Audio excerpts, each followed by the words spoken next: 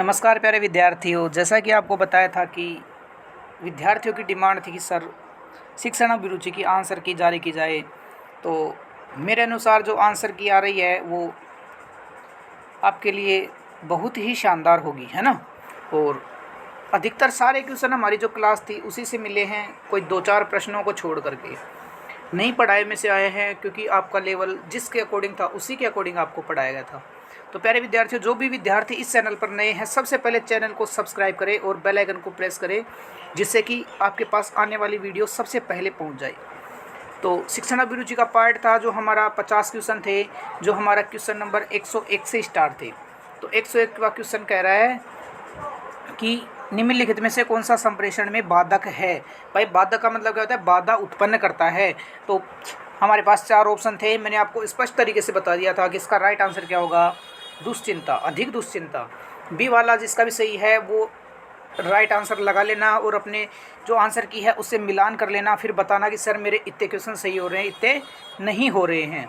Question number 2 था 102, जब कुछ छात्र जानबूझकर शरारत करके कक्षा में अनुशासन को भंग करने का प्रयास कर रहे हैं तो आप शिक्षक के रूप में क्या भूमिका निभाएंगे। तो विद्यार्थियों, मैंने आपको बताया था इसका क्या होगा, उन्हें आत्मनिरीक्षण का अवसर देंगे और उनमें सुधार करेंगे। तो इसका राइट आंसर क्या होगा, डी वाला ऑप्शन होगा, उन्हें आत्मनिरीक्षण का अवसर देंगे और उनमें सुधार, उनके व्यवहार में सुधार करेंगे। ठीक है प्यारे विद्यार्थियों, इसी के साथ हमारा तीसरा क्वेश्चन था, क्वेश्चन नंबर 3 था, एक नेता होना चाहिए। तो एक नेता कैसा होना चाहिए?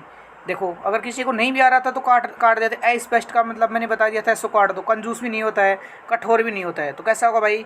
गतिशील होगा। ए जिसका राइट आंसर है वो राइट में गिन लेना, है ना।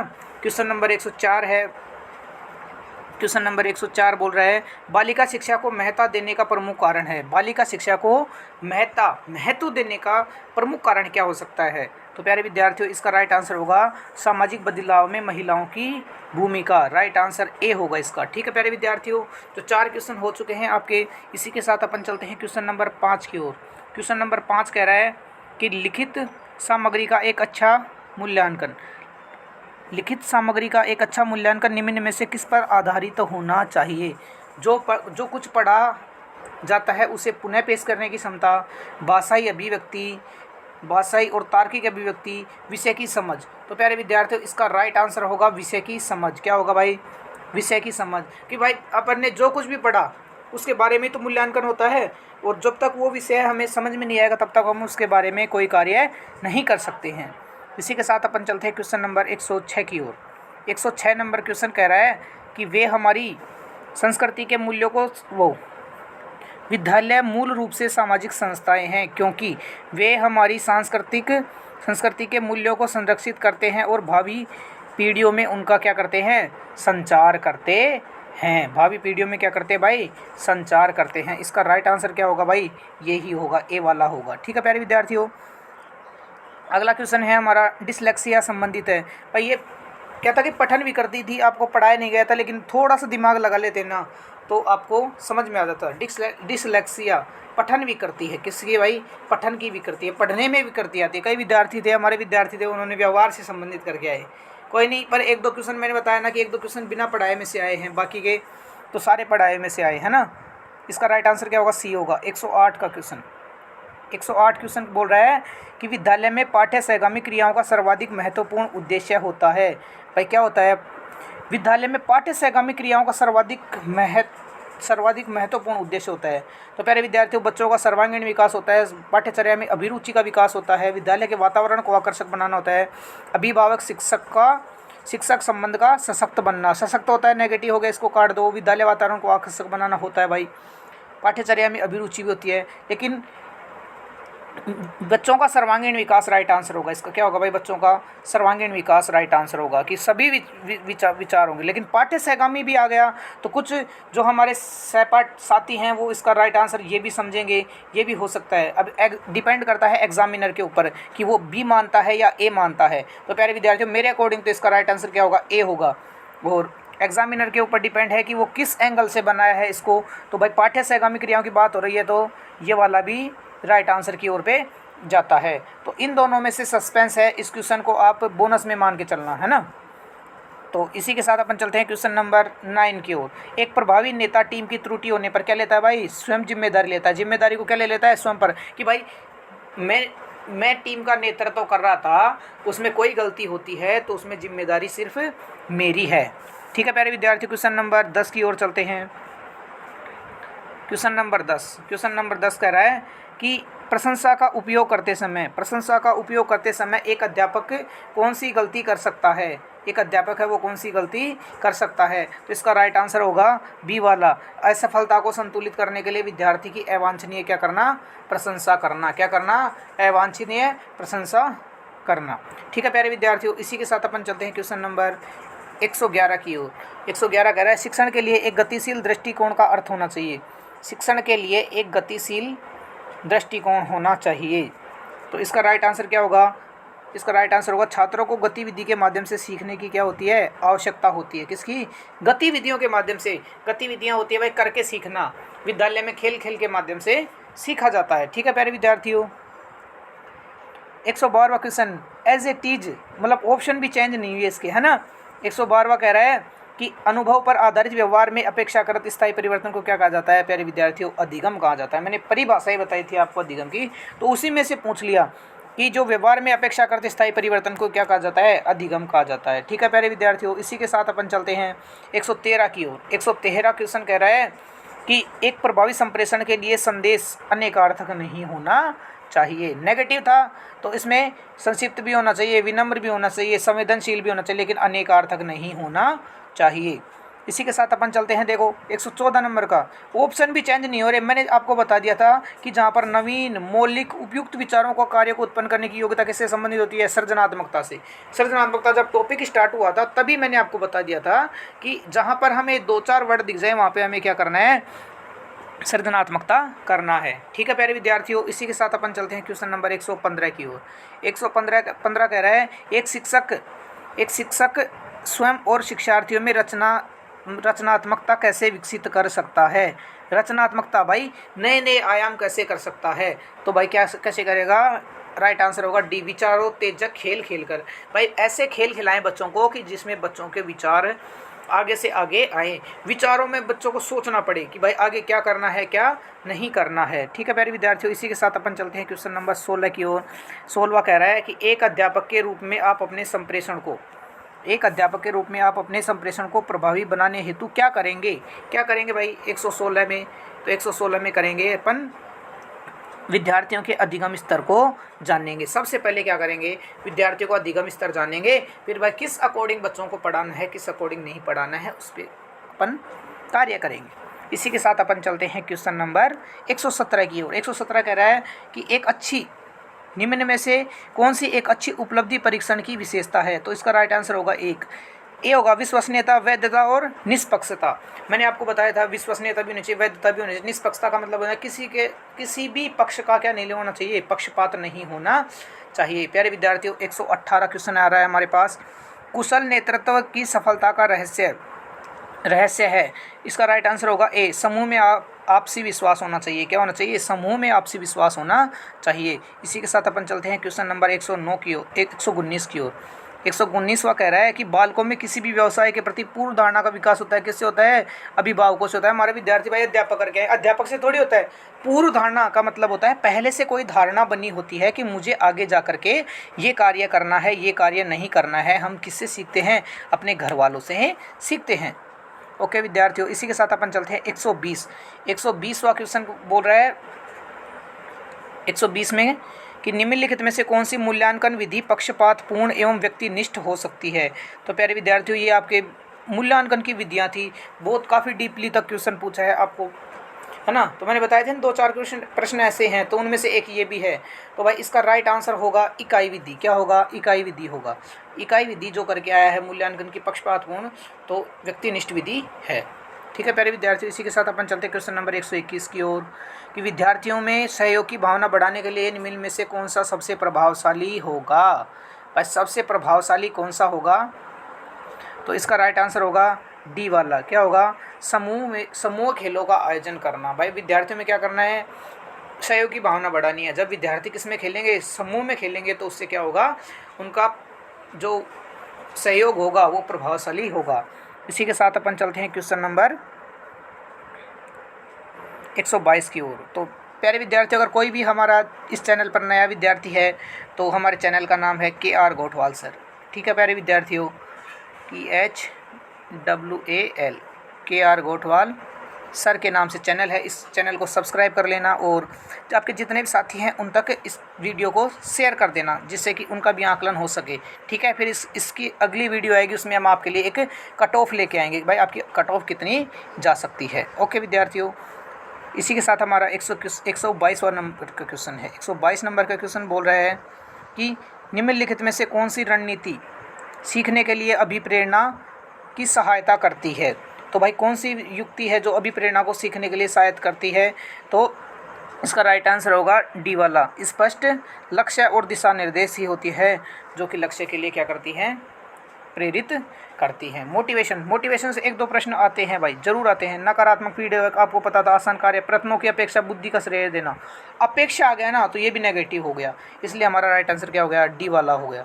इसी के साथ अपन चलते हैं क्वेश्चन नंबर 123 क्वेश्चन बोल रहा है कि यदि आपको सामान्य छात्रों के साथ साथ एक दिव्यांग छात्र को पढ़ाने का अवसर मिले तो आप क्या करेंगे भाई, क्या करेंगे। 123 वह कह रहा है कि उसके लिए आगे की पंक्ति में सीट की व्यवस्था करेंगे और सुविधा की गति से अध्यापन कार्य का वो करेंगे। तो इसका राइट आंसर क्या होगा, डी, कि भाई दिव्यांग छात्र है, भाई चला नहीं जाएगा तो सबसे पहले उसके आगे की पंक्ति में व्यवस्था करेंगे, सुविधाजनक गति से अध्यापन कार्य करवाएंगे।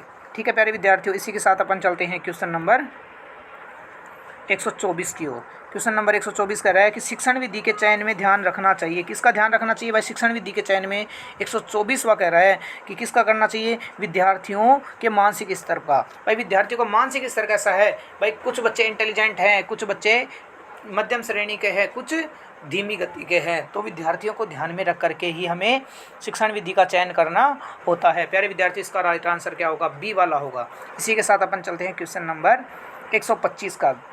125वां क्वेश्चन है, सृजनात्मकता का संबंध किससे है। सृजनात्मकता का संबंध किससे होता है भाई, अपसारी चिंतन से होता है। किससे होता है, अपसारी चिंतन से होता है। तो विद्यार्थियों का जो चिंतन था ना, इसमें अधिकतर विद्यार्थियों का इन्हीं 2 ऑप्शनों में से अटक गए थे, एक तो अभिसारी और एक अपसारी चिंतन होता है।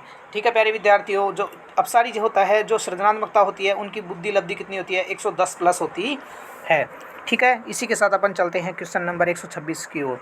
कक्षा का माहौल नहीं होना चाहिए। प्यारे विद्यार्थियों, सबसे इजी क्वेश्चन था, कैसा नहीं होना चाहिए, धमकी भरा नहीं होना चाहिए। विद्यार्थियों को अगर धमकी दे के पढ़ाएंगे तो विद्यार्थी क्या पढ़ पाएंगे, क्या नहीं पढ़ पाएंगे। ठीक है प्यारे विद्यार्थी, इसी के साथ अपन चलते हैं क्वेश्चन नंबर 127 की ओर। टॉरेंस के अनुसार सृजनात्मकता के आयाम हैं। तो इसका राइट आंसर ए हो जाएगा। क्या हो जाएगा, मौलिकता, लचीलापन और धारा प्रवाहिता। टॉरेंस के अनुसार सृजनात्मकता, मैंने आपको बता दिया था, जहाँ पर लचीलापन आ जाए, मौलिकता आ जाए, वहाँ पर ही हमें क्या करना है, सृजनात्मकता करना है। तो प्यारे विद्यार्थी, अब देखो इसको काटने का ऑप्शन क्या था कि नवीनता, उत्पादकता, अभिप्रेरणा, इसमें नहीं है ना मौलिकता, इसको काट दो। इसमें क्या है, नवीनता, अभिप्रेरणा, लचीलापन, इसको भी काट दो हैं। मौलिकता, वांछनीयता, उपयोगिता, लेकिन इसमें क्या क्या आ गया, मौलिकता, लचीलापन और धारा प्रवाहित आ गया। तो इसका राइट आंसर क्या हो जाएगा, ए वाला हो जाएगा। इसी के साथ अपन चलते हैं क्वेश्चन नंबर 128 की ओर। अध्यापक की कार्य क्षमता को बढ़ाया जा सकता है। एज इट इज आया है, ऑप्शन भी चेंज नहीं हुआ है, उसके कार्यों की क्या करके, सराहना करके। भाई आपको मैंने बता दिया था कि कुछ क्वेश्चन ऐसे हैं जो आपके ऑप्शन भी चेंज नहीं हो रहे हैं, तो उसके कार्यों की क्या करेंगे, सराहना करेंगे, फिर उसके कार्य क्षमता को बढ़ाएंगे। आपके टेस्ट में भी दिया था ये, और क्लास में भी आपको काफ़ी बार करवाया था क्वेश्चन, है ना। अगला क्वेश्चन है 129वां क्वेश्चन कह रहा है कि ग्रीष्मावकाश में व्यावसायिक संवर्धन कार्यक्रम आयोजित किया गया, इस स्थिति में आप क्या करेंगे, क्या करेंगे भाई। 129वां प्रश्न है आपके पास, तो इसका राइट आंसर होगा भाई, क्या होगा, इसका राइट आंसर होगा ए होगा, कि कोशिश करेंगे कि परिवार को भी समय दे पाए और व्यावसायिक संवर्धन कार्य में भी भाग ले सके। भाई ग्रीष्मावकाश में हमें किस लिए मिलता है कि अपने परिवार के पास जाएं और अपने जो भी परिवार है उसके भी कार्य करें, और व्यवसाय से संबंधित कार्यक्रम है उनमें भी अपन क्या लें, भाग ले। ठीक है, इसका राइट आंसर ए होगा। इसी के साथ अपन चलते हैं क्वेश्चन नंबर 130 की ओर। क्वेश्चन नंबर 130,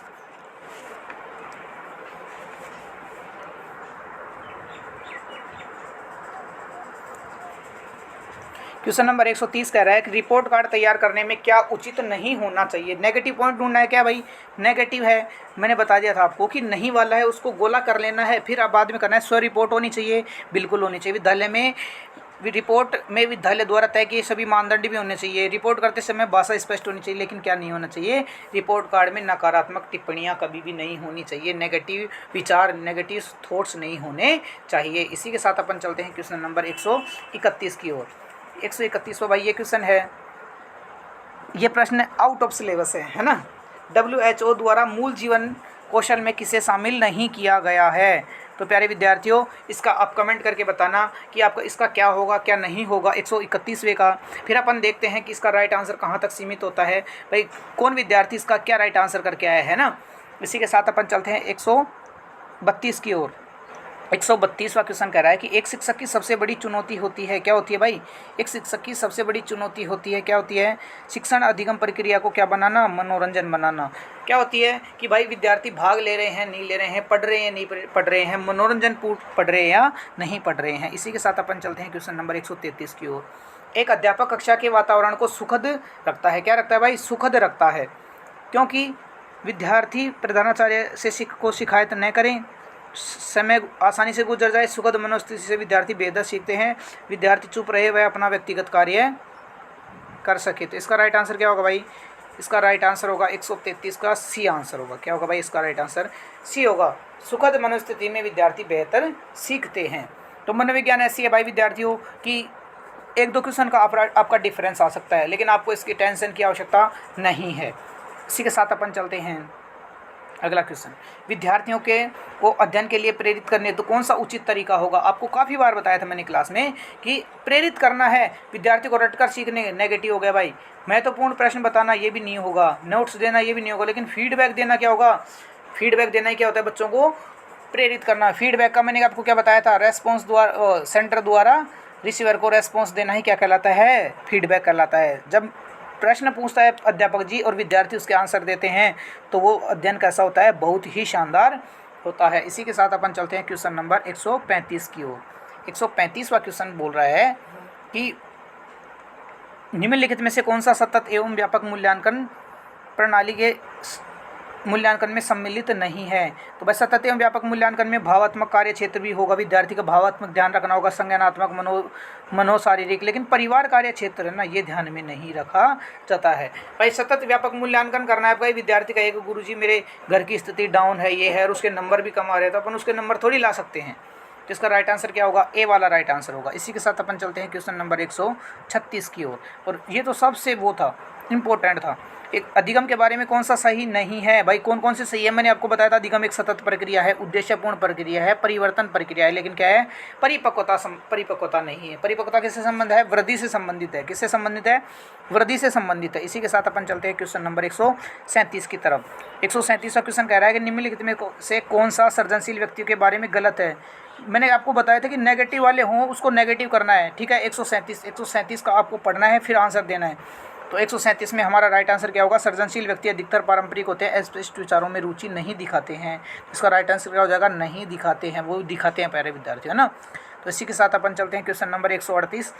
तो 138वां कह रहा है कि छात्रों के शैक्षणिक प्रदर्शन में सुधार किया जा सकता है यदि माता पिता को प्रोत्साहित किया जाए तो प्यारे विद्यार्थियों 138वां क्वेश्चन है। 138वें में आपका राइट आंसर क्या होगा, डी वाला आंसर हो जाएगा। बच्चे की प्रगति के बारे में शिक्षकों के साथ अक्सर हमें क्या करनी चाहिए, बातचीत करनी चाहिए, तभी हम बच्चों के शैक्षणिक में क्या कर सकते हैं, सुधार कर सकते हैं। इसी के साथ अपन चलते हैं क्वेश्चन नंबर 139 की ओर। तो प्यारे विद्यार्थियों, मैंने सृजनात्मकता पढ़ाते समय बता दिया था आपको कि कौन कौन सी विधियाँ हैं सृजनात्मकता की। तो पहली विधि आ गई, सृजनात्मकता को विद्यार्थी को प्रोत्साहित करता है किससे, मस्तिष्क उद्वेलन से। पर दिमाग पर ज़्यादा जोर पड़ेगा तो विद्यार्थी क्या बनेगा, सृजनशील बनेगा, है ना। इसका राइट आंसर होगा सी। इसी के साथ अपन चलते हैं क्वेश्चन नंबर 140 की ओर। 140वां क्वेश्चन कह रहा है कि एक अध्यापक की सर्वाधिक रुचि होनी चाहिए, किसमें होनी चाहिए भाई, विद्यार्थी के सर्वांगीण विकास में होनी चाहिए। किसमें होनी चाहिए, विद्यार्थी के सर्वांगीण विकास में एक अध्यापक की रुचि होनी चाहिए। इसी के साथ अपन चलते हैं क्वेश्चन नंबर 141 की ओर। 141वां क्वेश्चन है, एक अध्यापक के रूप में आप प्राथमिकता देंगे। किसको देंगे? बच्चों में आलोचनात्मक एवं वैज्ञानिक चिंतन के विकास को। तो प्यारे विद्यार्थी 141 का आंसर यही हो जाएगा हमारा। क्या हो जाएगा? बच्चों में आलोचनात्मक एवं वैज्ञानिक चिंतन के विकास को की क्या देंगे भाई, जिससे विद्यार्थी क्या करें? सोच सके, ज़्यादा से ज़्यादा सोच सके, है ना। इसी के साथ अपन चलते हैं क्वेश्चन नंबर 142 की ओर। 142वां क्वेश्चन कह रहा है कि नई गतिविधियाँ और उत्पादक कार्य में संलग्नता के लिए प्रोत्साहित करने हेतु एक अध्यापक को क्या करना चाहिए। तो 142वां है, इसका राइट आंसर क्या हो जाएगा भाई? बी वाला हो जाएगा। विद्यार्थियों को अवास्तविक लक्ष्य निर्धारित करना और उस दिशा में काम करना सिखाता है। इसी के साथ अपन चलते हैं 143 की ओर। वीडियो को स्किप नहीं करना आपको, है ना। कंप्लीट वीडियो देखनी, ज़्यादा बड़ी नहीं है ना। और इसमें पूरे के पूरे 50 क्वेश्चन समाहित आपके लिए, है ना। कक्षा में प्रभावी अनुशासन बनाए रखने के लिए शिक्षक को चाहिए। क्या होगा भाई इसमें? छात्रों को करने जो उन्हें पसंद है। क्वेश्चन नंबर 143 में क्या होगा कि कुछ छात्रों के साथ सख्ती से पेश आए, छात्रों को हल करने के लिए कुछ समस्याएं दे, उनके साथ विनम्रता और दृढ़ता से पेश आए। क्या होगा इसका राइट आंसर? सी होगा। छात्रों को हल करने के लिए कुछ समस्याएं दे। कौन? एक अध्यापक होगा। जब उनको समस्याएं देगा तभी वो क्या होगा कि वो विद्यार्थी उनमें लगे रहेंगे और अनुशासन भी क्या रहेगा? प्रभावी रहेगा। समस्याएं देंगे तभी तो बालक उसमें दिमाग लगाएगा, और दिमाग लगाएगा तो ही बालक क्या बनेगा? सृजनशील बनेगा। इसी के साथ अपन चलते हैं क्वेश्चन नंबर 144 की ओर। निम्नलिखित में से किस विधि के द्वारा विद्यार्थी का सही मूल्यांकन किया जा सकता है, संभव है? तो मैंने आपको बताया था सतत एवं व्यापक मूल्यांकन। सतत एवं व्यापक मूल्यांकन क्या होता है भाई? लगातार, निरंतर होता है, ठीक है ना। इसी के साथ साथ देखो ऑप्शन भी चेंज नहीं हो रहे हैं। 145वां है, महात्मा गांधी ने कौन सी शिक्षा पद्धति को प्रस्तावित किया था? बुनियादी शिक्षा। आपको काफ़ी बार बताया था मैंने कि बुनियादी शिक्षा का जहाँ पर नाम आ जाए वहाँ पर कौन होगा? महात्मा गांधी होंगे, है ना। इसी के साथ अपन चलते हैं 146 की ओर। किस प्रकार का नेतृत्व विद्यार्थियों के समुचित वृद्धि तथा विकास में बहुत अनुकूल और सहायक हो सकता है? तो इसका राइट आंसर होगा, क्या होगा भाई? लोकतांत्रिक। क्या होगा? मैंने आपको जो भी विद्यार्थी मेरी जो शॉर्ट वीडियो देख रहे हैं उसमें से भी विद्यार्थियों को पता चल गया होगा कि मैंने वहाँ पर जनतांत्रिक वाला ऑप्शन था, बस वही चेंज हुआ है। लोकतांत्रिक और जनतांत्रिक वही होता है ना। इसी के साथ अपन चलते हैं, आज का 47वां क्वेश्चन है। एक अध्यापक पाठ के पूरा होते ही एक परीक्षा लेता है तो उसे क्या कहेंगे भाई? इकाई परीक्षण कहेंगे। क्या कहेंगे? Unit test. भाई यूनिट टेस्ट लेते हैं ना कि भाई एक पाठ पढ़ा दिया फिर विद्यार्थियों को टेस्ट लेते हैं। कितना इसमें से पढ़ा, आपको कितना समझ में आया है? इसी के साथ साथ चलते हैं अपन 148 की ओर। यदि कोई छात्र नियमित रूप से गृह कार्य करके नहीं ला रहे तो आप क्या करेंगे? कारण जानने का प्रयास करेंगे। कारण वाले 2-4 प्रश्न आते ही हैं ना, और ये सबके सही होते हैं। कारण जानने का प्रयास करेंगे। यदि एक विद्यार्थी देर से आता है तो अध्यापक क्या करेंगे भाई? कालांश पूर्ण होने के बाद कारण जानेंगे। भाई उसका क्या कारण है, विद्यार्थी क्यों नहीं आ रहा है ना। कालांश पूरा होने के बाद उसके कार्य को जानेंगे। और आज का हमारा अंतिम सवाल है, अंतिम प्रश्न है। ये हमारी सीरीज़ है जो डी वाली सीरीज़ है भाई, है ना। अगर एज इट इज़ हैं तो ऐसे देख लेना, आपके जो क्वेश्चन आगे पीछे हो तो उस हिसाब से देख लेना। एक शिक्षक सफल हो सकता है, कब हो सकता है? एक शिक्षक कब सफल हो सकता है? छात्रों को बेहतर नागरिक बनाने में क्या करे? मदद करे। तो प्यारे विद्यार्थियों, आशा करते हैं कि आपको ये वीडियो बहुत ही पसंद आई होगी। और जो भी विद्यार्थी हमारी वीडियो को देख रहे हैं, आपके कमेंट में करके बताना कि आपके कितने क्वेश्चन शिक्षण अभिरुचि में सही हुए और टोटल कितने हुए। फिर उसके आधार पर हम आपके लिए एक अगली वीडियो लेके आएंगे। उसमें आपकी कट ऑफ बताएंगे कि आपकी कैटेगरीज वाइज कितनी कट ऑफ जा सकती है और आपका कितने नंबर पे आपका सिलेक्शन हो सकता है। ओके, थैंक यू प्यारे विद्यार्थियों। और अपने जो भी साथी हैं एक बार इस वीडियो को उन तक ज़रूर शेयर करना, ठीक है प्यारे विद्यार्थियों। Okay, thank you.